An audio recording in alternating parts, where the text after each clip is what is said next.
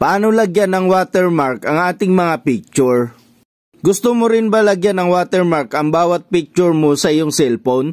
Kung mapapansin nyo, ang ibang picture mga idol ay may mga pangalan nila at date na nakalagay sa kanilang mga picture.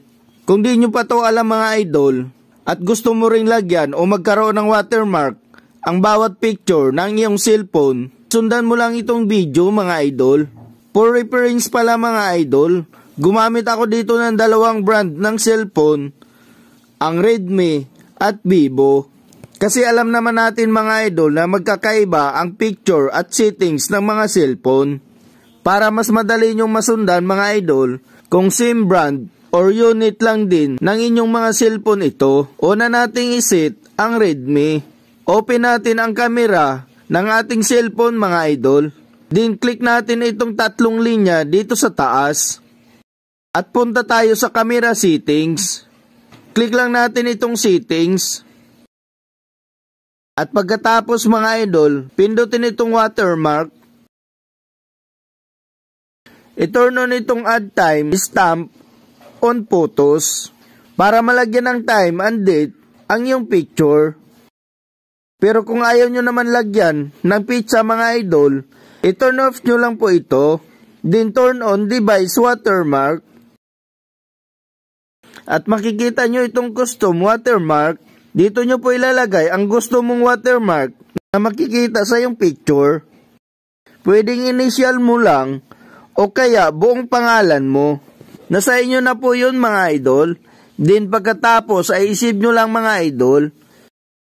Then itry natin magpicture. Back lang tayo sa ating camera. Then mag-tick ng picture. At ganyan na ang resulta mga idol. May watermark na yung picture. Andyan na yung initial ko as watermark.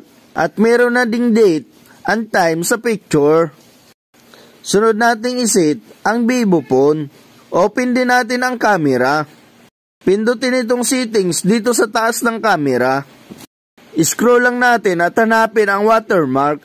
Kung gusto nyo din paglagyan ng time and date, i-turn on nyo lang itong time watermark. Next, turn on model watermark. Kung gusto nyo ring nakalagay ang pangalan o unit ng iyong cellphone. Kung ayaw nyo rin po, pwede pong i-turn off ito. Then turn on custom watermark. I-click lang itong add content para makapaglagay tayo ng ating watermark. Then pag okay na, isave lang mga idol. Then ibalik natin sa ating camera.